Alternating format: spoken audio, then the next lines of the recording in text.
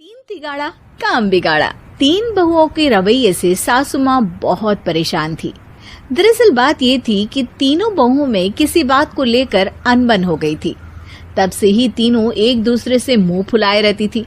ना कोई सीधे मुंह किसी से बात करती, ना किसी का कहना मानती। पड़ोसी भी इस बात को जानते थे और जाने कैसे कैसे बातें भी करते। इसीलिए सासू माँ ने तीनों बहुओं को तुरंत अपने कमरे में बुलाया। मैं कई दिनों से देख रही हूँ, तुम तीनों अलग अलग सारे काम कर रही हो। ये सब नहीं चलेगा, तीनों को मिलकर ही काम करना पड़ेगा। सास की बात सुनकर एकदम से बड़ी बहू बोल उठती है। नहीं मम्मी जी, मैं इन दोनों के साथ कुछ नहीं कर सकती।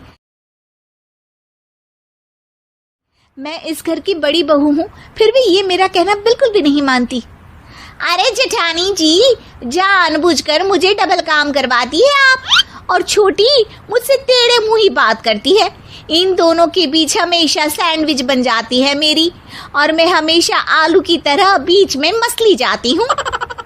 मम्मी जी, इन दोनों को लगता है कि मैं छोटी हूँ तो इनके पैरों तले दब जाऊंगी, लेकिन नहीं, मेरा भी उतना ही अधिकार है जितना इन दोनों का है। बड़ी आई दोनों मेरी चुगली करने के लिए, मुझे क्या कम समझ रखा है। तीनों बहू एक दूसरे से बहस करने लगती है और सास दोबारा ये देखकर टेंशन में आ जाती है और सबसे कहती है, चुप हो जाओ, अब से तुम तीनों सारे काम एक साथ करोगी। आंख बंद करके एक दूसरे की बात सुनोगी। तुम तीनों इस बात को गांठ बांध लो, वरना अगली छुट्टियों में तुम्हारा अपना मायके जाना कैंसिल। सास की बातें सुनकर डर के मारे तीनों हामी भर देती हैं। जी मम्मी जी, मैं समझ गई। हाँ मम्मी जी, जैसा आप कहें। आप जो कहेंगी मैं वही करूंगी। तीनों बहू सास की बात को गांठ बांध लेती है और वादा करती है कि अब से सारे काम वो तीनों एक साथ मिलकर ही करेंगी। ये सब देखकर सास खुश हो जाती है और वहां से चली जाती है। नीचे जाकर वो देखती है कि घर में शर्मा जी आए हुए होते हैं। सास जोर से आवाज लगाकर कहती है, अरे बहू, जरा चाय बनाकर तो लाना, शर्मा जी आए हैं। सास की बात सुनकर तीनों बहू तुरंत किचन की ओर भागती है और चाय बनाना शुरू कर देती है। मुझे तो एकदम मसाले वाली कड़क चाय पसंद है, तो हम शर्मा जी के लिए मसाले वाली चाय ही बनाएंगे। अरे नहीं दीदी, गर्मी के मौसम में मसाला चाय कौन पीता है? मैं तो शर्मा जी के लिए इलायची वाली चाय ही बनाऊंगी। ये कैसी बात कर रही हैं आप दोनों? मेरी मम्मी ने सिखाया है कि मेहमान को ज्यादा दूध और शक्कर वाली चाय देनी चाहिए, वरना वो घर वालों को कंजूस समझते हैं। तो मैं तो शर्मा जी को ऐसी ही चाय दूंगी। तीनों बहुएं अपने अपने तरीके से चाय में शक्कर, मसाला, पत्ती सब डाल देती है। उबलने के बाद तीनों मिलकर चाय बाहर लेकर जाती है और शर्मा जी और सासू माँ को देती हैं। चाय पीने के बाद शर्मा जी सासू माँ को देखकर शर्मा जाते हैं और शर्मिंदा महसूस करते हैं कि आखिर उन्होंने चाय पीने के लिए हामी क्यों भरी। सासू माँ भी चाय पीना शुरू करती है और कहती हैं, अरे बहू, ये कैसी चाय बनाई है? चाय है या मीठे दूध की बासुंदी? हाँ, चाय अच्छी नहीं लगी क्या? कोई बात नहीं, हम पराठा बनाकर लाते हैं। चलो चलो अंदर। हाँ चलो। हाँ, आती हूँ मैं भी। नहीं, मेरा पेट चाय ने ही चौपट कर दिया, वही काफी है। पराठे से पोपट नहीं करवाना, मैं तो चलता हूँ। शर्मा जी चुपचाप पतली गली से निकल जाते हैं। अगले दिन सास बहुओं से कहती है, अरे बहू, जाओ जाके ऊपर के गेस्ट हाउस की सफाई कर दो। कल हमारे यहाँ मेरे दूर के रिश्तेदार आने वाले हैं, तो पूरे कमरे को चमका देना, समझी? तीनों बहू सास की बात को मानकर ऊपर सफाई करने चली जाती हैं और तीनों कमरे की सफाई चालू कर देती है। बड़ी बहू मकड़ी के जाले साफ करती है, तो बीच वाली झाड़ू लगाना और छोटी वाली सर्फ डालकर जमीन धोना शुरू कर देती है। अरे दीदी, जेठानी जी, अभी मैंने पूरी फर्श धोई और आप फिर से धूल नीचे गिरा रही हैं। और मछली जेठानी जी, आप बिना झाड़ू की धूल यहाँ छटक रही हैं। अरे तीनों को साफ करना है, एक साथ सफाई करते हैं ना।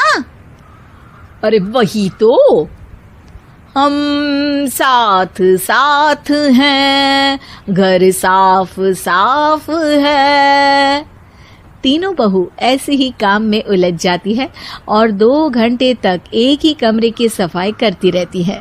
बहुत देर से अपनी बहुओं को ना देखने के कारण सास ऊपर कमरे में उन्हें देखने जाती है, लेकिन कमरे में घुसती ही वो गीली फर्श पर फिसलने के कारण नीचे गिर जाती है।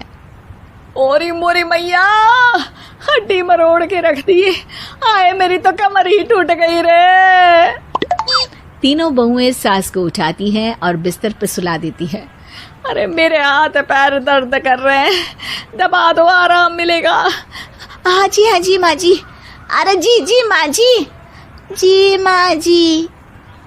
और तीनों बहुएं एक साथ सास के हाथ को दबाना शुरू कर देती हैं। माँ की तो चीख ही निकल जाती है और नतीजा ये होता है कि सास के बचे हुए शरीर में भी दर्द उठ जाता है। हाय राम, ये क्या कर दिया तुम तीनों ने। अरे मेरी तो किस्मत ही फूटी है कि तुम जैसी बहुएं मुझे मिली। हे भगवान, पूरे शरीर में दर्द बढ़ गया है। अब तो पता नहीं कि चल भी पाऊंगी या नहीं। माफ करो, मुझे गलती हो गई मुझसे कि तुम तीनों को एक साथ काम करने के लिए बोला। सोचा था तीनों मिलके अच्छे से काम करेगी, लेकिन बड़े बुजुर्ग सही कहते थे कि 3 तिगाड़ा काम बिगाड़ा। तुम लोगों ने ये बात ना आज साबित करके दिखा दी। तुम तीनों को तो समझाना यानी मानो भैंस के आगे बीन बजाना है। तुम्हें अकेले अकेले काम करना है ना, तो अब से तुम अकेले ही अपना अपना काम करो। तीनों बहुएं वहां से जाने लगती है। अरे कहाँ जा रही हो? आप ही ने तो कहा कि अपना अपना काम करो, तो मुझे मुल्तानी मिट्टी लगानी है। अरे मुझे भी तो नेल पॉलिश लगानी है, मुझे ना मेहंदी लगानी है। सास अपना सर पीट लेती है और कहती है, अरे मुझे भी लगाना है कुछ। क्या माँ जी? क्या माँ जी? क्या माँ जी? तुम्हारे घर वालों को फोन तुम्हारी हरकतें बताने के लिए।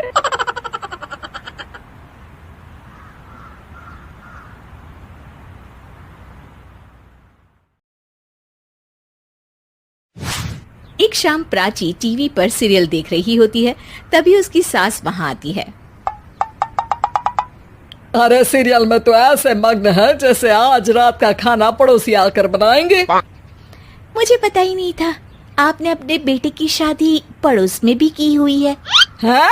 मतलब? मतलब इस घर में सारा काम बहू ही करती है, आप तो सिर्फ खर्राटे मारती हैं। अच्छा जी, फिलहाल तो तुम आराम फरमा रही हो, चलो जाओ, ये मेरे टीवी देखने का समय है। आहा, इसीलिए मुझे भगाया जा रहा है। सॉरी, अब तो बिल्कुल नहीं जाऊंगी। प्राची की इस बात पर दोनों सास बहू के बीच टीवी रिमोट के पीछे बच्चों जैसे छीना झपटी शुरू हो जाती है, जिसके बीच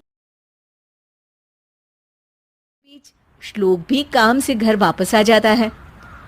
हाँ, आज मेरी चूहे बिल्ली की जोड़ी किस बात पर झगड़ रही है?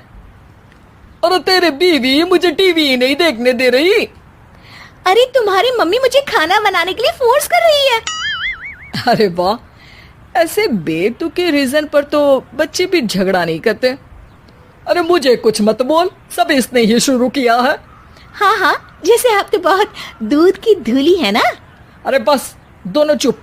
प्राची जाओ, खाने की तैयारी करो। और माँ तुम छोड़ो, तुम्हें क्या बोलूं, शांति से अपना सीरियल देखो, मुझे दोबारा लड़ने की आवाज सुनाई नहीं देनी चाहिए। ऐसा बोलकर श्लोक वहां से चला जाता है, जिसके पीछे पीछे प्राची भी कुछ न कुछ बड़बड़ाते हुए रसोई में चली जाती है। हाँ हाँ, सासू जी को तो कुछ बोलेंगे ही नहीं, बस मुझ पर ही हुक्म चलता है, खाना बनाओ, जैसे मैं इनके घर में खाना बनाने के लिए आई हूँ।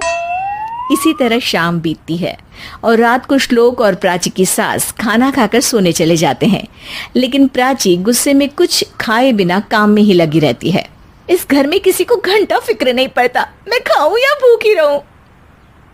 प्राची कुछ देर के लिए रसोई से बाहर जाती है और जैसे ही वापस आती है तो वहां दूध का भरा ग्लास देखकर हैरान रह जाती है। फिक्र पूरी है, बस दिखाना नहीं है। प्राची दूध पीकर सोने चली जाती है और अगली सुबह एक बार फिर सास बहू का कार्टून नेटवर्क स्टार्ट हो जाता है। ये तुमने ही किया है। अरे अजीब जबरदस्ती है, मैं बोल रही हूँ मैंने कुछ नहीं किया। दोनों ने मिलकर पूरे घर को पागल खाना बनाया हुआ है। यहाँ कोई नॉर्मल इंसान तो रह ही नहीं सकता, इसीलिए अब पड़ोसी क्या रिश्तेदार भी घर आने से कतराते हैं। और सुन बेटे, तू भी चंगा, तेरी माँ भी चंगी, तेरी बीवी भी चंगी, रिश्तेदार। हाँ जी, आपको नहीं पता क्या, गंगाधर ही शक्तिमान है, रिश्तेदार ही। हाँ हाँ बस समझ गया। कभी जानवरों जैसे लड़ेंगी तो कभी जुगलबंदी करेंगी। भाई मैं आप दोनों के बीच में नहीं फंसना चाहता। सास बहू की इस मनमौजी जोड़ी से परेशान होकर श्लोक अपना सिर खुजलाता वहां से चला जाता है। चलो अब मैं भी कीर्तन में जा रही हूँ।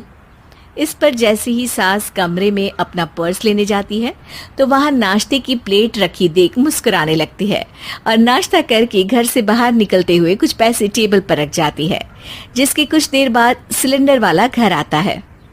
ओ मोरी मैया, मैं सिलेंडर के बारे में तो बिल्कुल भूल ही गई थी। घर खर्च के सारे पैसे भी मम्मी के पास है और श्लोक से बोला तो उल्टा 4 बात सुनाएंगे। प्राची ये सोच ही रही होती है कि अचानक उसका चेहरा चमक उठता है और वो घर में लगती है। तभी उसकी नजर टेबल पर रखे पैसों पर पड़ती है, जिन्हें वो सिलेंडर वाले को दे देती है। ये सब श्लोक देख लेता है। अच्छा बेटे, इतना बड़ा घोटाला, सबके सामने मैं तेरी दुश्मन और पीठ पीछे तेरी मेरी यारी। इस पर श्लोक एक प्लान बनाता है और शाम को सब एक साथ बैठे होने पर बोलने लगता है। माँ, तुम दोनों की बहुत लड़ाई होती है, इसलिए मैं सोच रहा हूँ कि प्राची को उसके घर छोड़ाऊं। इससे वो भी खुश रहेगी और तुम भी।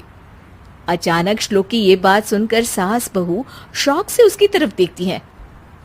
अरे ऐसे कैसे घर छोड़ाओगे, मुझे कहीं नहीं जाना। अरे तुमने बोला नहीं पर मैंने सुन लिया, तुम्हें मम्मी के साथ रहना अच्छा नहीं लगता, मुझे पता है। अरे वो अरे, जब बहू खुद कुछ काम बोले तो वो तुझे सुनता नहीं, और अब जो इसने बोला ही नहीं वो तू समझ गया। जब उसे नहीं जाना तो फिर जबरदस्ती क्यों कर रहा है? अच्छा, फिर आपको मौसी के घर छोड़ाता हूँ। बस अब आप दोनों एक घर में एक छत के नीचे नहीं रह सकती। मैं इस टॉम एंड जेरी की जोड़ी को और नहीं झेल सकता। है? ऐसे कैसे नहीं रह सकते? तुम्हें इतनी दिक्कत है तो तुम्हारा बोरिया बिस्तर पैक कर देती हूँ, लेकिन मम्मी जी कहीं नहीं जाएंगी। बिल्कुल यही सुनना था मुझे।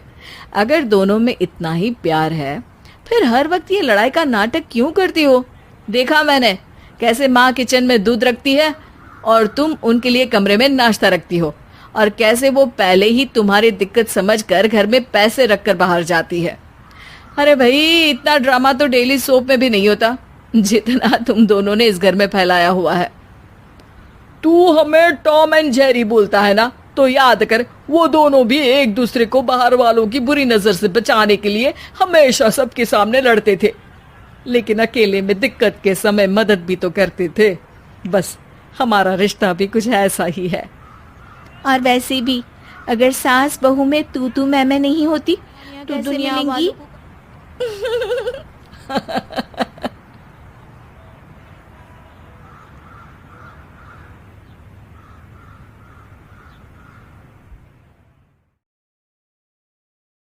पीले दांत वाली बहू। रंजना कभी ब्रश नहीं करती थी। उसे कितनी बार उसके माँ बाप ने डांटा, लेकिन उसका कोई असर उस पर होता ही नहीं था, जिस कारण से उसके दांत पीले पीले हो जाते हैं। शादी के बाद अरे बहू, वैसे तो तुझ में कोई कमी नहीं है, पर तेरे दांत इतने पीले कैसे हैं बेटा? कैसे मतलब? कोई सर्जरी थोड़ी ना कराइए। वो तो क्या नाम, मैं ब्रश नहीं करती थी तो पीले हो गए। अब क्या करूं? आप कहें तो लाल करवा लूं या फिर काले? यार ये क्या है, क्यों माँ से लड़ रही हो? लड़ रही हूँ? अरे मैं लड़ रही हूँ या ये बोल रही है कि दांत पीले हैं पीले? अरे तपस्या थोड़ी ना की है इन्हें पीले करने के लिए, बकायदा ब्रश नहीं किया है 20 साल तक, तब जाकर। कैसी बात कर रही हो? ये उस वक्त तो पीले नहीं थे जब हम लोग तुम्हें देखने आए थे। अरे तब साफ करवा लिया होगा डेंटिस्ट के पास जाकर। अब देखो कैसे पीले पीले लग रहे हैं। रंजना सास की तरफ गुस्से से देखती है। फिर शुरू हो गई पीले पीले पीले। अरे पीले तो तब भी थे जब मेरे हाथ का रसगुल्ला उड़ा उड़ा कर खा रही थी और बोल रही थी लड़की नहीं गुणों का खजाना दे रहे भाई साहब। अब वो लोग करते भी तो क्या करते, पीले दांत वाली बहू पल्ले पड़ी थी तो झेलना तो था ही। एक दिन कीर्तन में रंजना गाना गा रही थी। अरे कमला बहन, माँ का द्वार है, यहाँ तो सब शुद्ध होकर आते हैं, फिर अपनी बहू को ब्रश भी नहीं करवाती तुम। दूर से पीले पीले दांत भक्ति में बाधा उत्पन्न कर रहे हैं। अरे कोई 2 साल के बच्चे थोड़ी ना लेकर आई हूँ मैं बहू बनाकर। अच्छी खासी लड़की है, अरे कैसे करवाऊं ब्रश? ये तो उसे खुद करना चाहिए ना। अब माँ बाप तो इसके जैसे तैसे निपटा दिए, ये नहीं सोचा कि सास कैसे संभालेगी। सास बहू को लेकर घर आ जाती है, लेकिन सोच लेती है कि अब इसे लेकर कहीं नहीं जाएगी। अगले रोज बहू कहती है, अरे क्या हो गया, मंदिर नहीं जाना क्या? कीर्तन का वक्त हो रहा है।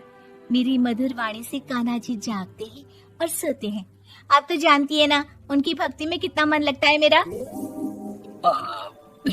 वो क्या है ना, तबीयत ठीक नहीं लग रही है मेरी, आराम करूंगी मैं।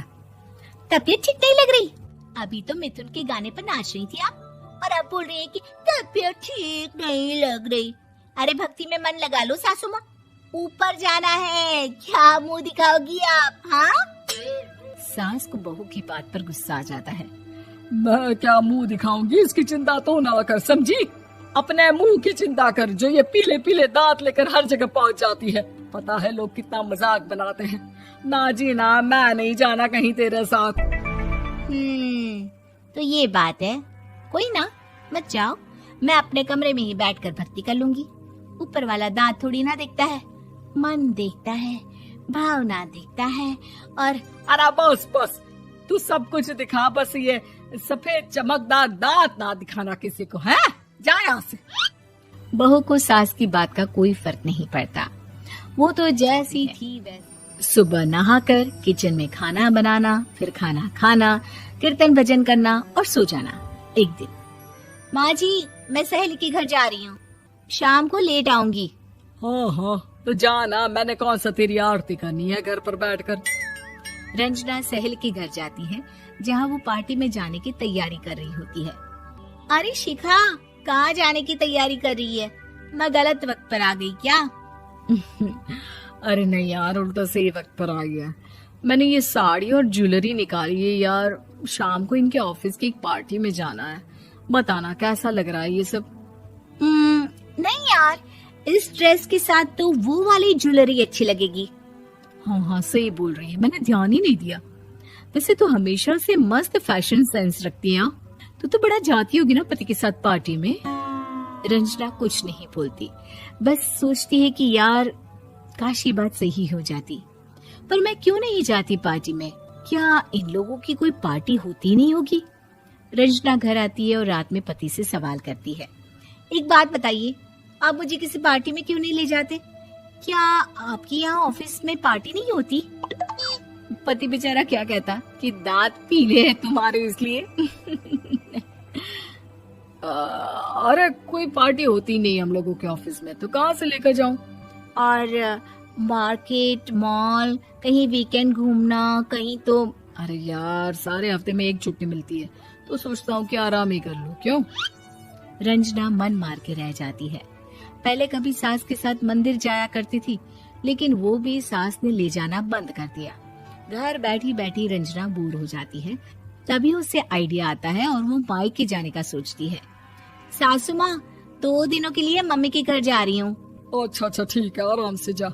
और हाँ, माँ से कुछ अच्छी आदत सीख कर आना कि कैसे शरीर के हर भाग की तरह दांतों की सफाई भी जरूरी होती है, समझी? शुरू हो गई ना आप।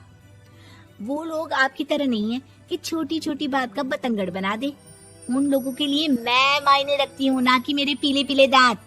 रंजना माँ को बिना बताए उन लोगों को सरप्राइज देती ही वो दरवाजे पर पहुँचती है। अंदर देखती है कि घर वाले कहीं जा रहे होते हैं। अब माँ, काश रंजना दीदी के दांतों वाली प्रॉब्लम नहीं होती तो वो भी हम लोगों के साथ चलती ना बुआ जी की बेटी की शादी में। हाँ बेटा, लेकिन अब उसे कौन समझाए कि उसको उसके पीले दांत नहीं दिखते, लेकिन उसके आसपास के लोगों को कितना एम्बैरेसिंग फील कराते हैं। मुझे तो कितनी बार उसके स्कूल की टीचर ने शिकायत की कि उसके साथ कोई लड़की बैठना भी नहीं चाहती और ना ही कॉलेज में कोई उससे बात करना चाहता था, लेकिन पता नहीं क्यों उसे ये बात समझ में ही नहीं आती। कोई कमी नहीं है उस लड़की में, बस यही कि दांत पीले हैं। वो तो भला हो जीजाजी और उनकी माँ का, जो दीदी को जैसी है वैसे ही रखा हुआ है। रंजना को अपने घर वालों की बात सुनकर बहुत दुख होता है। वो सोचती है कि वो, लेकिन फिर वो सीधा डेंटिस्ट के पास जाती है, अपने दांत चमकाती है और कसम खाती है कि वो रोज ब्रश करेगी। अरे क्या हो गया, तुम तो 2 दिनों के लिए गई थी ना, पर कोई ना, अच्छा है चलो आ गई तो। रंजना सास के सामने आकर खड़ी हो जाती है और पूरी स्माइल करती है, उसके चमकदार दांतों को दिखाती हुई। हैं? चले मंदिर। माँ, मुझे माफ कर दीजिए, मैंने आप लोगों को बहुत एम्बैरेसिंग फील करवाया। मैं आज से रोज ब्रश करूंगी।